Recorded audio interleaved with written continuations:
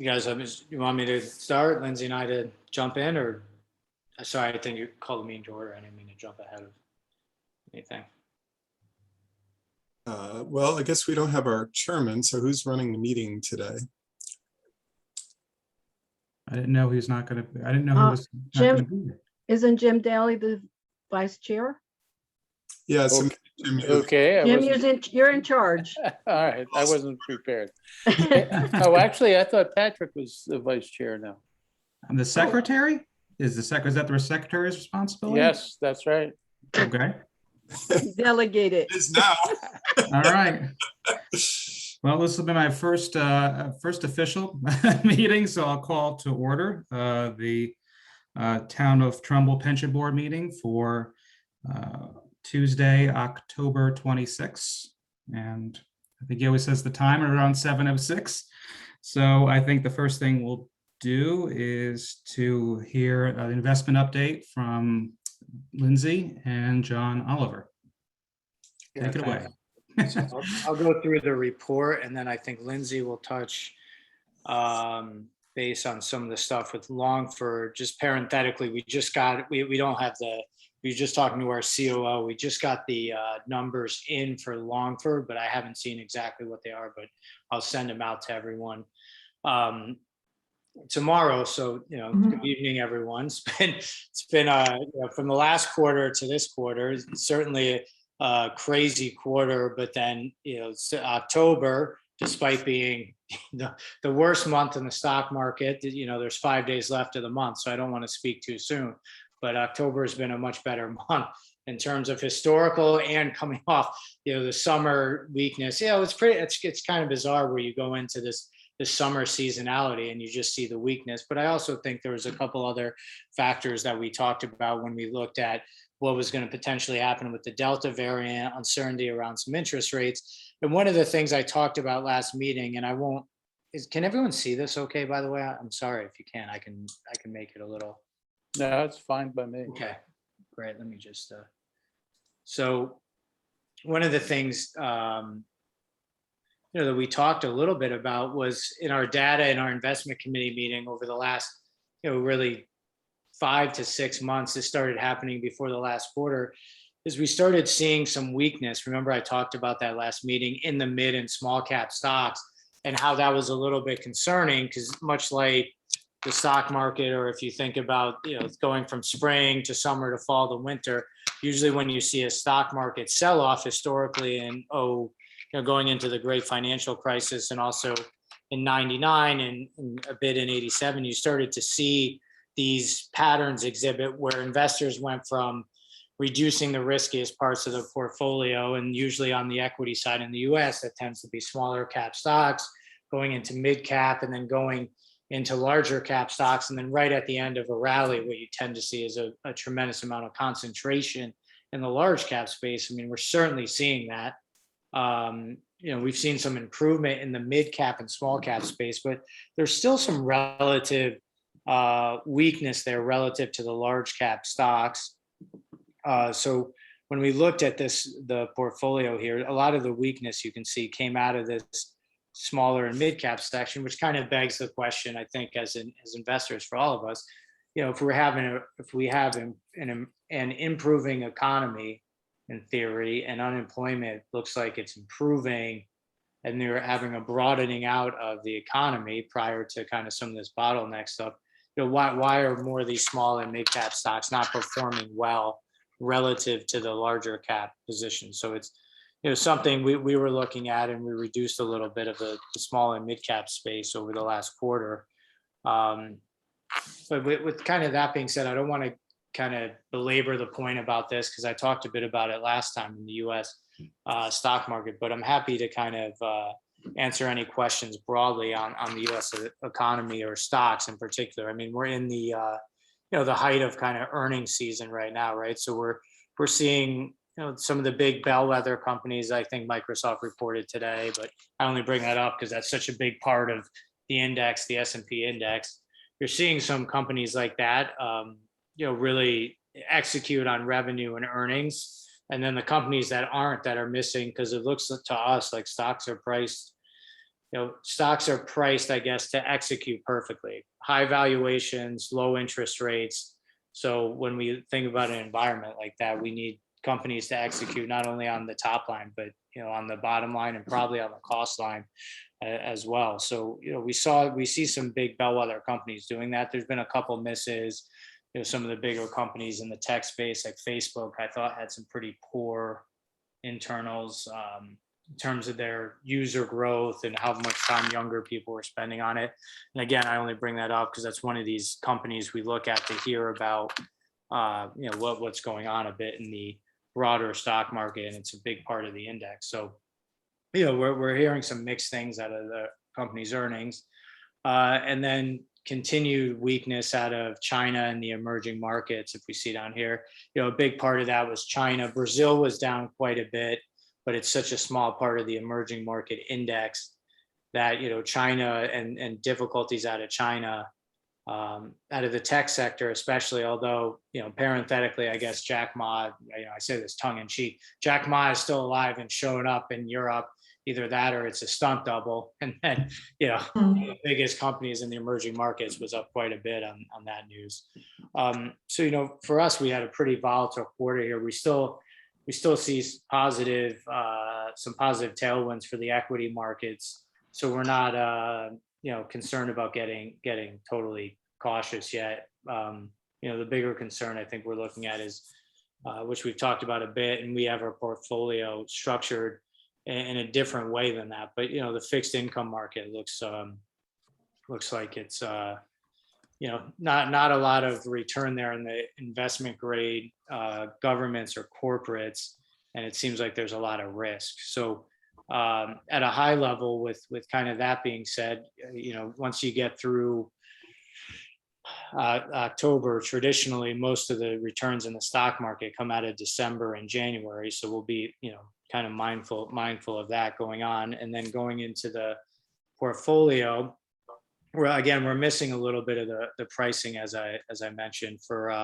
about 5% of the portfolio, but the portfolio for the year is up about 19.1%, down 0.7 for the quarter, and then 2.9 for the month. So definitely an improvement on the performance. And I think I said last meeting we were pretty close to where we wanted to see the portfolio. So appreciate you guys letting us make a lot of the changes that were good for the portfolio, I think, over the last couple of years, and then hurt the portfolio, some of the things in there really 3 years ago. So performance improving. We'll have some good numbers out of Longford, so that'll bring this return up a little bit once I figure out what they are. But I'll dive into the portfolio here.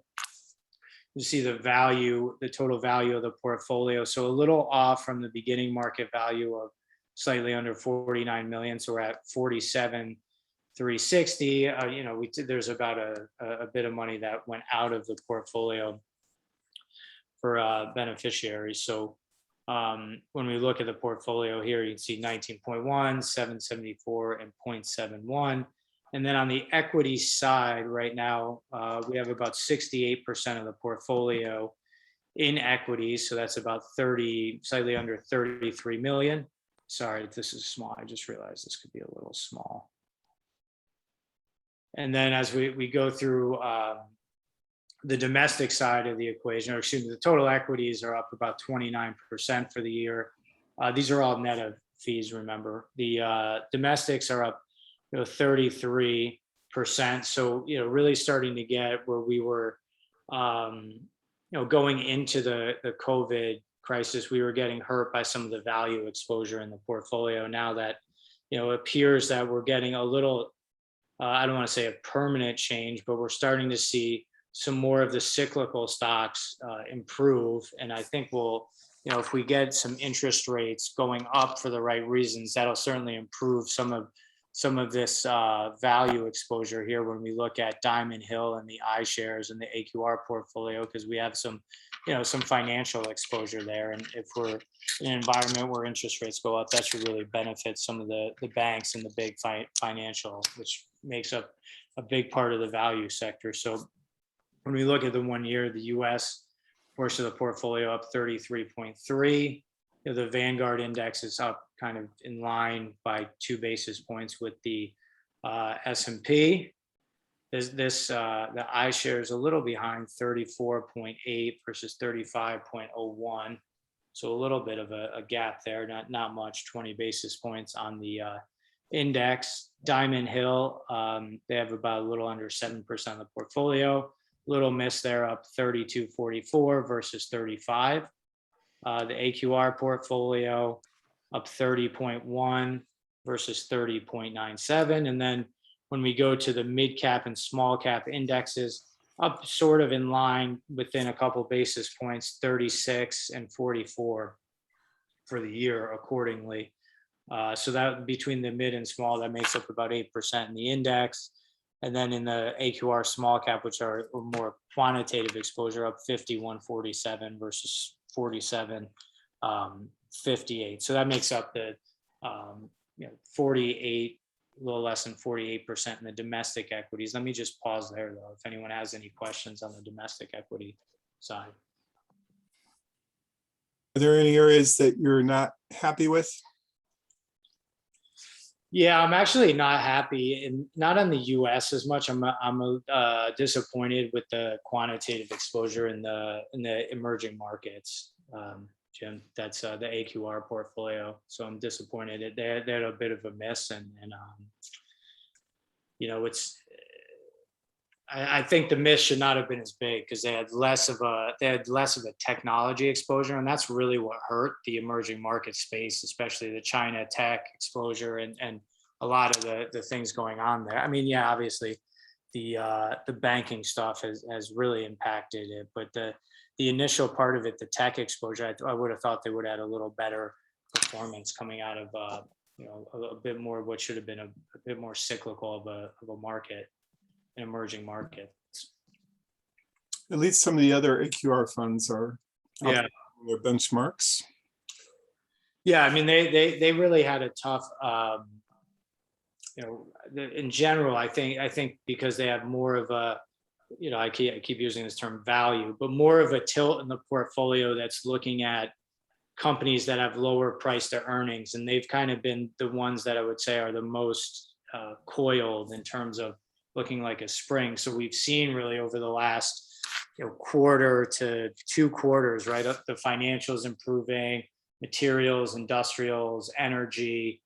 We're seeing that whole area of the market improve when it was pretty abysmal, not only over the last the prior 6 months that, but really over, if we take this back, I mean, not to keep showing this, but when we just look at what something like this meant. I mean, you have a 10-year performance of almost 20% from growth, and you have 13.5 from value. So, traditionally those are more in line, and actually value historically has outperformed growth. So you've had kind of an anomaly in the data, I would say. So, it looks like that's starting to change a little bit. So I would think these portions of the portfolio should continue to improve more and more.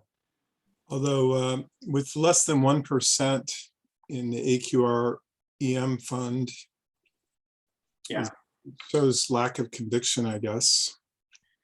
yeah. I de-emphasized it before when we were in the portfolio, when we had this kind of sell-off here, and we reduced some of the EM portfolio, and then we left it more in the index space. So yeah, I mean, we reduced it prior to this. I think the height of it, we had maybe close to 2.5%. So we've moved it down to about a little less than 1%. So that's part of the reason. The space itself, and then their performance relative to the space.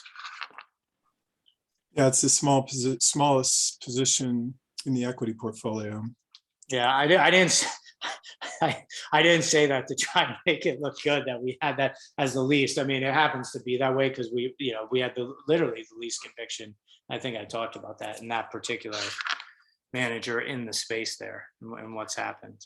So Yeah, I'm just wondering, maybe it makes sense to eliminate that one and read it. yeah, I mean, I think if we were okay with it, where I would move that back into, I mean, we're pretty low allocation relative to emerging markets. If we were okay with it, and I would be fine with this recommendation to move that AQR portfolio into the Vanguard index. I mean, we'll do two things. We'll keep the exposure at about 4.5%, which is underweight relative, but also we'll be able to reduce a little bit of the portfolio cost. I mean, the portfolio costs now are probably running about less than 40 basis points, but of all the costs in the portfolio, this one's on the higher end. And to pay something higher, that's missing by, although this could change pretty dramatically, but missing by 400 basis points roughly, and then over a longer period, missing by kind of 200 basis points. I don't think we'll be missing out on the upside to consolidate. 10 basis points versus 70. Yeah, right. So that's another reason maybe to do that. Yep, I would support that, but you don't really need our approval to do things like that, I don't think. Well, the only reason I would ask that, Jim, for this one, because if I was just rebalancing within the structure, but I would be kind of removing an entire position. So I would just, it was okay with you guys, just get the approval to, if I was saying taking 1% out of Vanguard emerging markets and moving it to, rebalancing within, but I would effectively be kind of taking out this entire position. And so I would kind of look at that as a, technically a manager termination. So I wouldn't want to overstep my, Well, I would be happy to make a motion that you be given, authority to remove the AQR emerging markets fund and redeploy it appropriately. I'll second the motion. All in favor? Aye. Aye. By the way, Jim is trying to get into the system, but he was having some issues. So I think Bill is helping him to try to Okay. get in. Okay. Okay? Yeah, it's not like him to not be here. No. do you all want me to wait a little bit for him or keep going? No, I think that's probably a sufficient number of votes for you to take that as an approval. Yeah, and so when we look at the international space, we have about 10 million. So it's a little under 20.5% of the portfolio. And then the international equities, lagging the US, right? A bit, continues to be the theme. 22.6%, year to date, slightly under 3.5%. And then, down the most other than the, other than the small cap stuff. So down a little bit more in the small and mid cap stuff. And obviously the biggest sell downs are in, as we looked at before, in the EM space. It's still, it's had a big sell off in emerging markets. So we're not saying to sell off or reduce exposure, but I think, our recommendation would be to hold this kind of exposure where we are. We may have an opportunity going into next year to see how the space evolves more. It's like I said, I think the biggest headwind has been the CCP, or the Chinese Communist Party, and some of the actions that seem kind of anti-capitalist, which usually investors from Europe and the US don't particularly, or Australia don't particularly love that. So, that certainly hurt the markets there. And then the fixed income portfolio, again, that's 10.6 million, about 22, slightly under 22.5%. You can see, our fixed income on an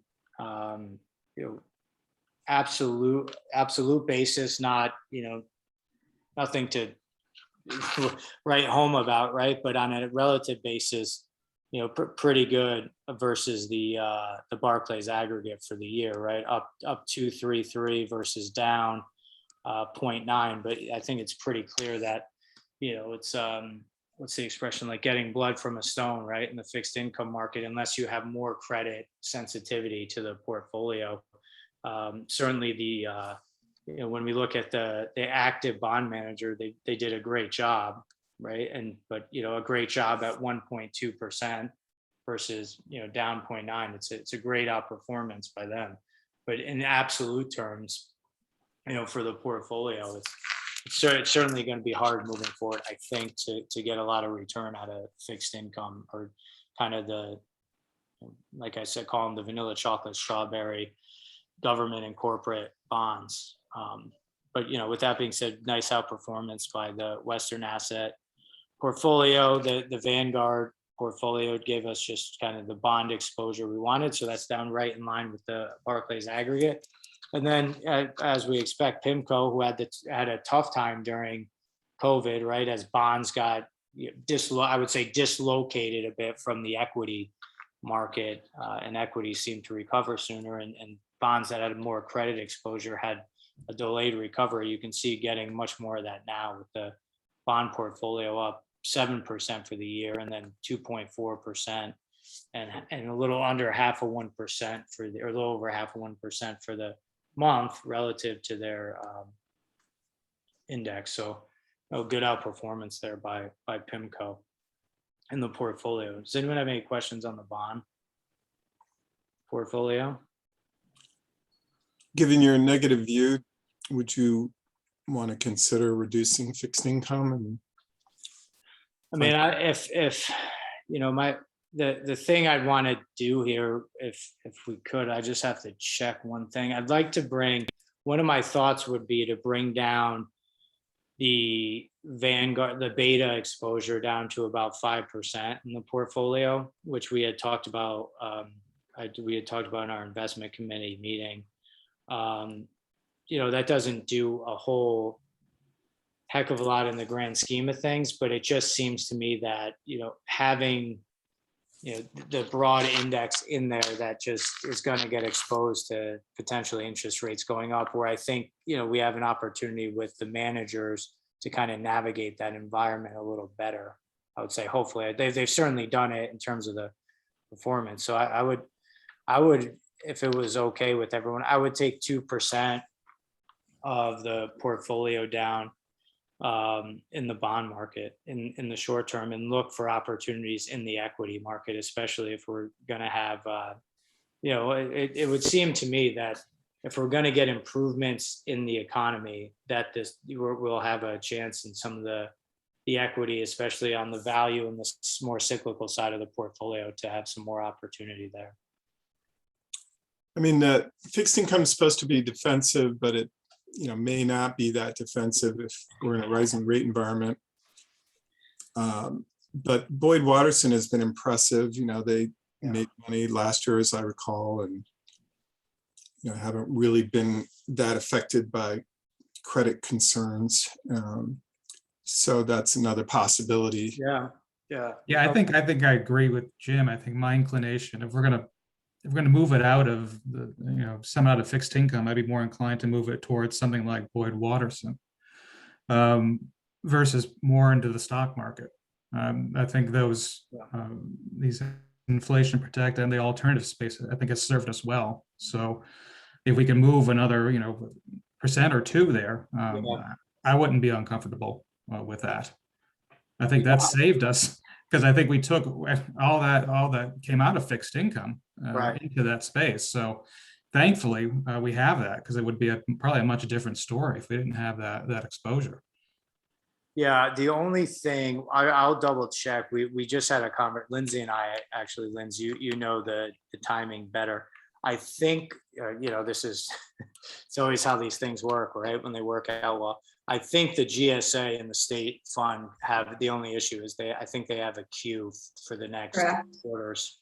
They do. So the queue right now, there's about 100 million in the queue for both funds.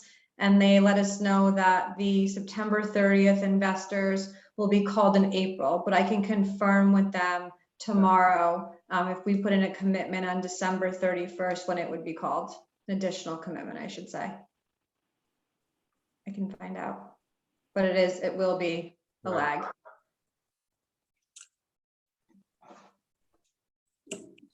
So if that's the case, I think what we could do to maybe, clearly, I think we have a lot of assets in the portfolio that are longer duration, meaning just generally, right? Like equities are when we think about our equity complex that we invest in, that's a, a longer duration asset. Also, the PIMCO income fund's a little longer duration, just meaning because it's credit exposure. So if we did do, if we had a bigger concern, which, we do, about where interest rates are going to be, I don't think it would hurt the portfolio at all, and would probably be a nice balance to the bond portfolio, at least in the short term, if we're waiting on a queue to either, be opportunistic, either on the equity side, or wait for Boyd to have a couple percent in a short-term T-bill fund that came out of the Vanguard Total Bond Index. I mean, we would shorten the duration of the bond portfolio a little bit, so we could cushion a potential interest rate rising environment. Because clearly this fund's going to be impacted the most, or have the most sensitivity to it, relative to this portfolio. If the manager gets it right, big F, right? But if they get it right and they manage accordingly, which, they have in the past, so no reason to think that they wouldn't. If they get that right, they have a more of an ability, I would think, to maybe cushion some of the blow if we start to see a rising interest rate environment. And the PIMCO portfolio will be, they have some different credits in there, so it's a little different structure. So, if we have to wait, and we were thinking the Boyd fund, in the short term, I think probably the best thing would be to have a short-term Vanguard T-bill account. I can actually pull it up. I didn't have that in front of me. I was actually thinking of earmarking it in some cash for equities, but if we're planning to have it more into the Boyd funds, I'd feel more comfortable if it was in just a short-term T-bill fund. What is the lockup on the Boyd fund? Is that kind of illiquid, or is quarterly liquidity? Linz, It's 40, it's quarterly, it's 45-day notification. Yeah. But if there was a situation where we had to get out sooner, we could certainly speak to them. We've had to do that several times before, but it is a 45-day notification, and the liquidation is quarterly. Okay, so that's not too bad. No. And we're getting, I mean, it's what, right. The vehicles has some liquidity in that we're getting paid out, cash flow from it. But, obviously those things can all change when you go through periods of consternation or something like that in the market environment. But, it's got the illiquid component of real estate, but we are getting, it's not like value add real estate where we're sitting there waiting for the next buyer to come in. At least we're getting the cash flow from the portfolio. Well, my personal opinion, and I'm not micromanaging, certainly just offering my opinion, which is I'd sort of rather be getting a yield of about 4% on the PIMCO income fund than 0 on a government money market fund, and take a little bit of risk.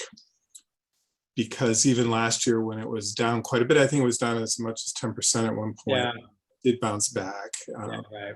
And it's mostly mortgages and things in there. So it seems like it's certainly a different risk category than the equities. Yeah. I mean, if you some interest rate exposure, but not nearly as much as Western Asset or the. Right. I mean, we could shift if you all. I mean, I feel comfortable with this shift too as well. If we moved, kind of the PIMCO fund up to, call it 10% and move the Vanguard fund to about 5%.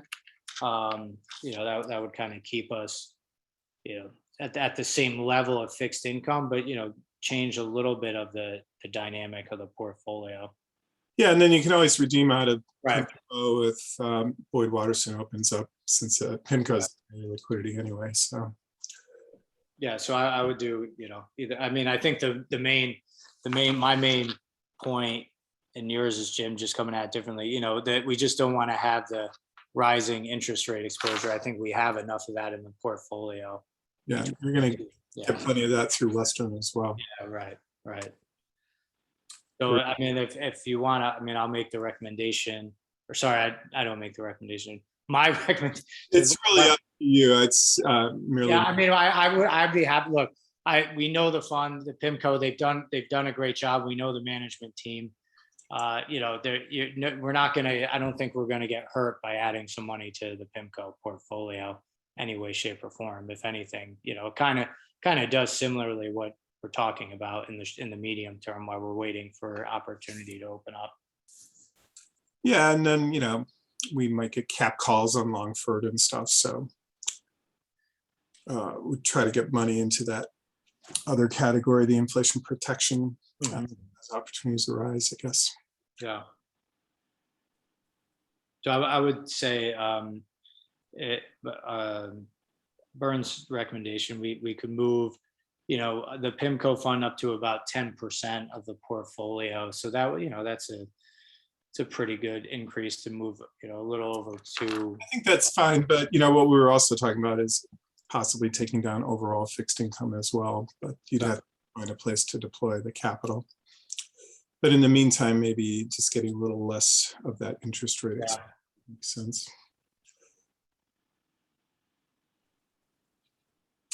So, but you are the portfolio manager, so you certainly don't need our vote on something like that. Okay, yeah, sorry.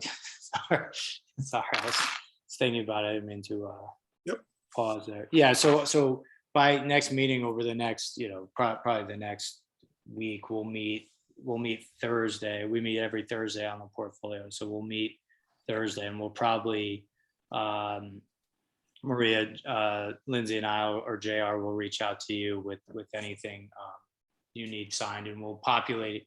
We will populate it before this time. Promise, get it to you and make sure it's in good order to do anything. Great. And then the last two parts of the portfolio, the inflation protection alternatives, you know, Boyd for us is doing, like we said, exactly what we expected it to do.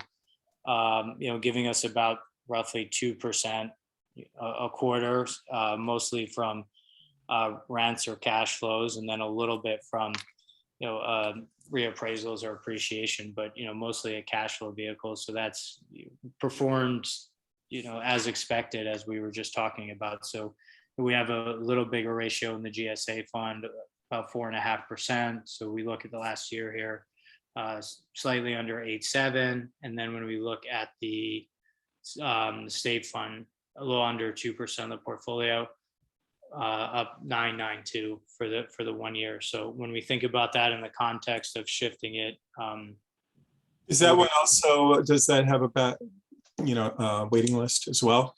Yeah, they both do. Actually, I think the state fund just caught up in terms of they used to be able to get into the state fund like right away, Jim, and I think now it's as long. Is that right, Linz? It's as long as the GSA fund. It may be a little shorter, but we'll get exact dates and Qs in there as well. It's a little shorter than the GSA fund. Maybe a quarter, right, or a couple months, something like that.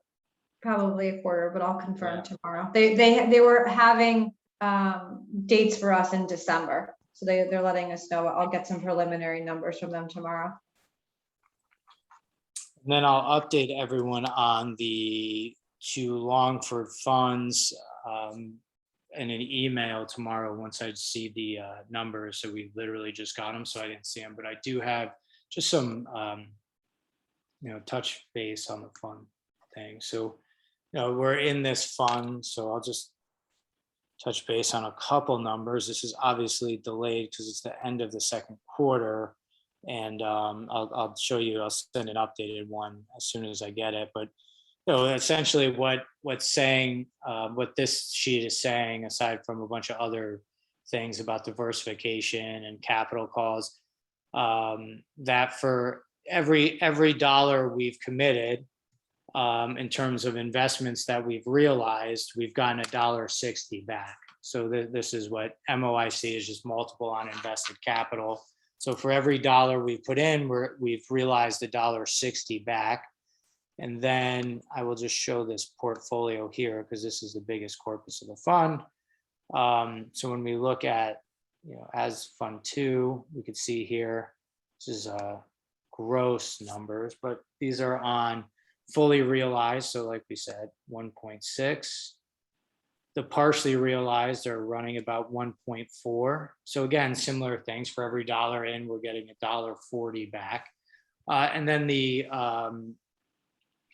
we'll go here. They should have the unrealized, which they have a bit of a markup on, but they're pretty conservative on the unrealized stuff, obviously, because anything could happen in these legal cases. But that's looks like 1.2% in a pretty conservative markup. So I would think that by the time this is all said and done with the fund here, I would think we'd probably be at pretty close to what it looks like and what I'm hearing from them, probably about close to 2 times our investment on the fund, on fund 2 here. And then fund 3 is just getting really ramped up. They actually sent back to most investors and us, they sent back a portion of the commitment for investors who got in later and had to pay penalties and fees to the other investors. So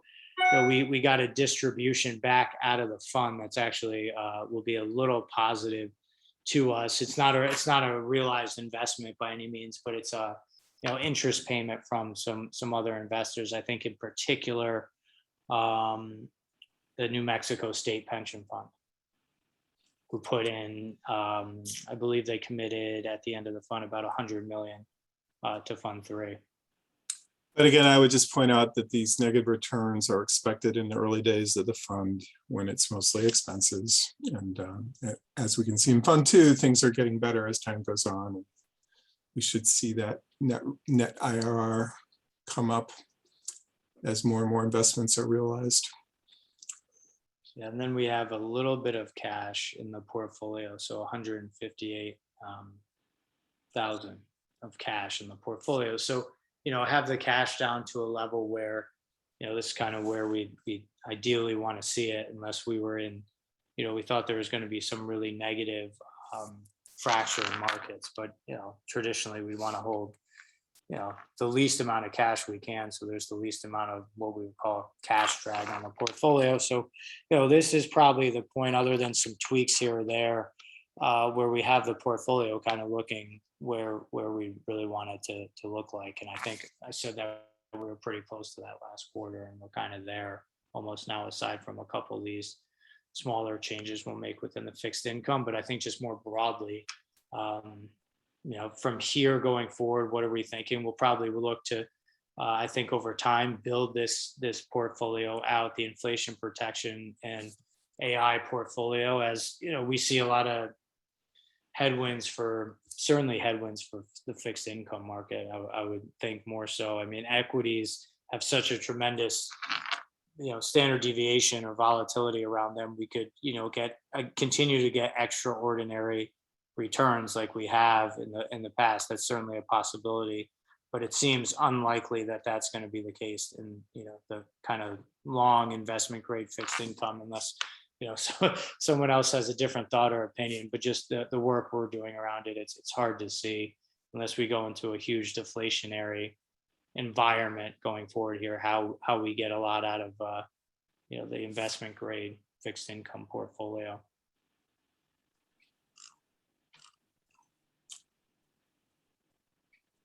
And then I'll just touch base, and Lindsay, you may have a couple things to add. We'll just look at the investment portfolio so we can see kind of where we are in terms of the allocation.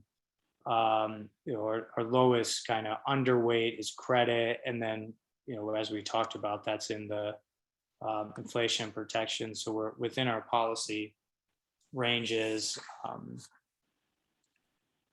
and then the total portfolio. So nothing out of whack in terms of the portfolio. But I'll just again pause there. If anyone has any questions or anything, I'll get the updates to everyone on the Longford funds.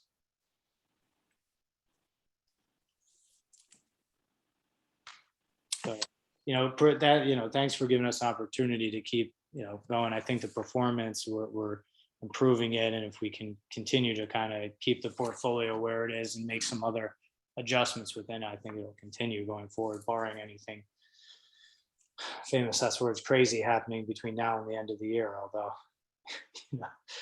hopefully it's not 2018 again. That was a interesting year that we all remember too well, I think, in December. So how's Burn doing generally? Has your assets under management been growing and things like that? I think that we'll probably add this year maybe 200 million of new client assets, something like that, between some new clients and some new pension funds. So we actually we'll see if it'll be more. We're in the finals for finals, I guess, for 2 other new pension funds. So we'll I think that could be pretty good for the year, or we'll end the year kind of out new assets increasing, plus asset growth, new assets maybe increasing 8% new asset growth, something like that, from I don't know, 2.5 billion, another 200 million-ish, something like that, and new client growth. And then it'll be good if we get these other 2 funds. I'm not sure if that answered your question, but that was just kind of more top of mind. So what about We had our business development meeting today. So these are all, sorry, Jim, these are all the numbers I'm getting from the business development meeting we had today. So how about overall AUM?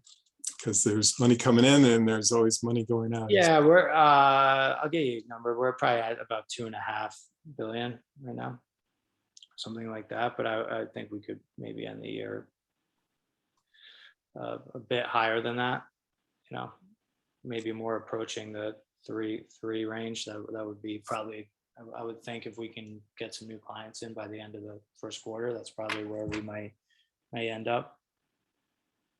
Thank you. Good, thank you. Are there any other questions? No,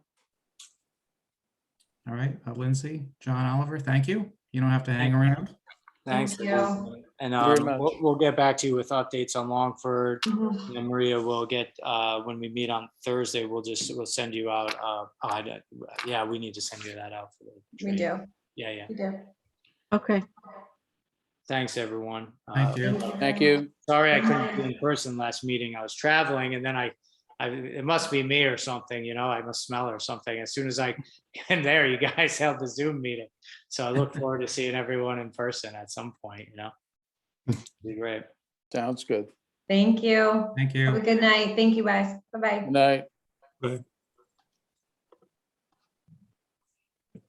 All right, so we'll continue on with our meeting. And I think the next on the agenda is the approval of the pension board meeting dates for 2022. And January 25th, April 26th, July 26th, and October 25th. So I think that's always the last week of the month, obviously on a Tuesday. Any questions, comments, issues with those dates? No, Can we have a motion to approve the pension board meeting dates for 2022? to make a motion to approve the pension meeting dates for 2022. Is there a second? Who was that? Who seconded? Anthony. Okay. All right, so all in favor? Aye. Aye. Aye. Any opposed? Abstain? All right. Then we'll go to the next point on the agenda, which is the approval of the pension benefits. Does everyone have their packets? Yep. I don't know if anyone has any questions. Again, I'm just kind of going here on the fly here. So as far as the detail, I think, again, if we don't have any questions, I think we can go ahead and just approve the pension benefits as detailed in your packet. Unless there is anything specific. I don't know if I'll be able to answer the question, or maybe Anthony will be able to answer the question, but if not. For the record, confirm with the staff that all these benefits have been verified and that there's no benefits being paid that aren't actually owed. So I assume, Maria, you can vouch for Yeah. that? They are verified and approved. Okay, thank you. So can we have a motion to approve the pension benefits? I'll make a motion. to Okay. approve. Okay, Donna and Jim, second. I'll second it. A motion to approve the pension benefits. All in favor? Is that what you're All asking? in favor? Aye. Aye. Aye. And I guess so that's approved. Now, I guess there's also some contribution returns that we have to approve as well. One looks like a death benefit, unfortunately, and I guess one is just a full payout. Is that correct, Maria? Correct. That is correct. All right. Does anyone else have any questions? So one amount was collected already and another one has been requested, it looks like. No, they're both been paid.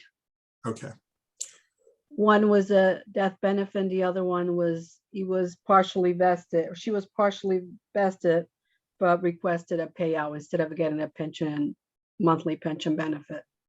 okay, so these are not people returning money. This is Yep, correct.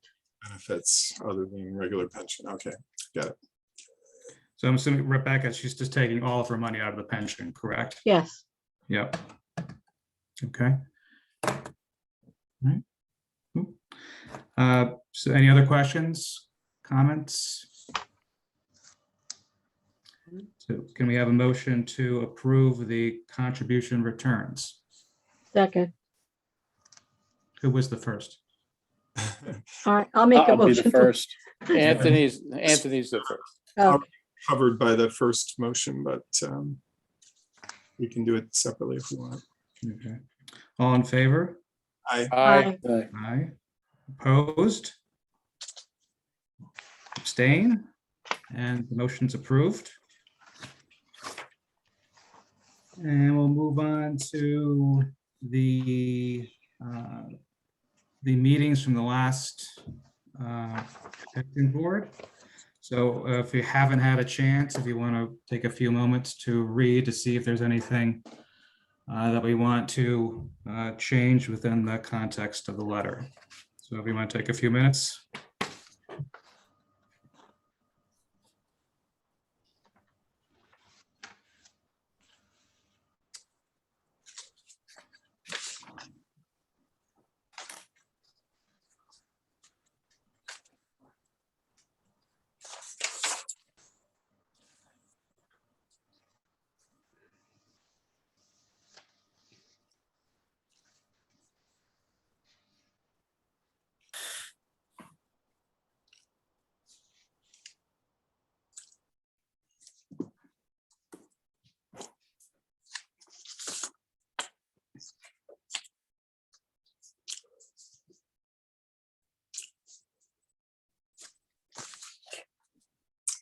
I move that we accept the minutes.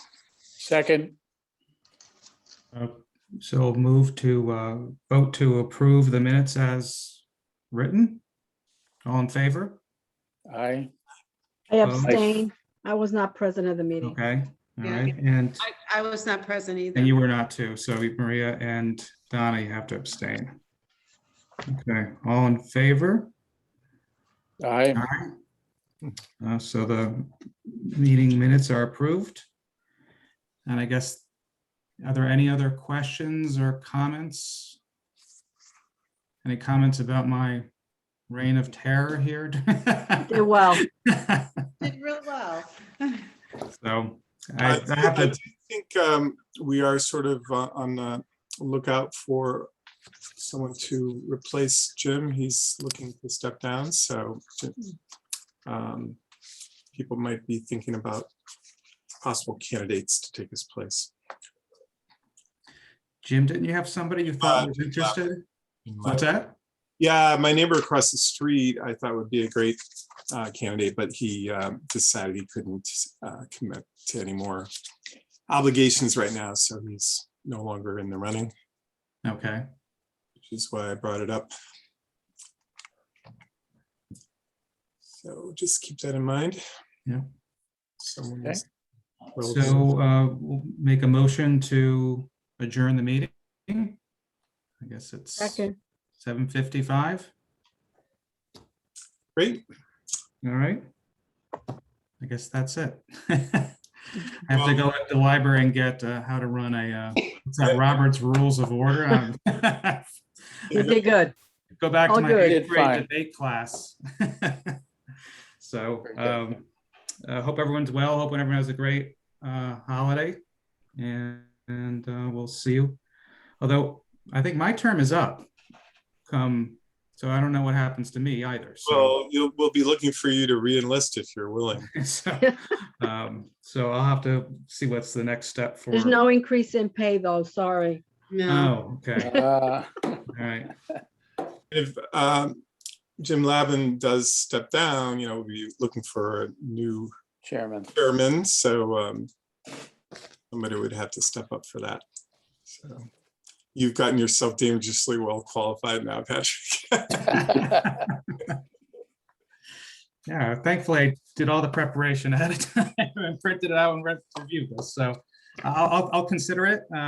Again, as I said, I just took over my company back in March. So, but I have to see what the other additional details and demands would be. But let me think about that. Okay. Thank you. All right. Great. So have a great Thanksgiving. Yeah, enjoy your Holiday, Thanksgiving, New Year's. everyone. Yeah. All right, guys, thank Everyone you do the all. same thing. All Take right. care. Good Good seeing night. you all. See you in Bye-bye. the tax office, Donna. oh yeah, I'm always there. I got to bring a check this week, so. Okay, good to see you. Oh, I do have Good. one quick question. Phyllis, are you there? Phyllis? She's on I mute. am here. No. So as far as the notes of the meeting goes, what's the process for that? Do you take the notes down and then give them to Jim and then he crafts a letter? No, I do the notes and I Okay. give them to you at the next meeting. Or are you talking about the letter to the board? I'm To the just thinking town that the council. minutes from the meeting. No, I just take them and then I put them out there and you guys approve them. Okay, all right. I just didn't know what the process was. So if I had to write something, make sure. No, you're off the hook, Patrick. I don't want like January 22nd to be, I have to suddenly write a letter from the last, and have to dig these Anybody? out somewhere. Did anybody double check those dates? Because I know I checked them like 3 times. I just wanted to make sure that I didn't screw anything up again. They're all Tuesdays. I was just checking to see if I had any conflicts, and good in that respect. But January 25th is correct. April 26th is correct. July 26th is correct. And October 25th is correct. Okay, very good. Bill, did you hear that? I'm correct. No mess ups this year. the last Tuesday of each month. Okay, great. Thank right. you, everyone. All right. Good night, everyone. Good Good night. night. Ciao. Bye.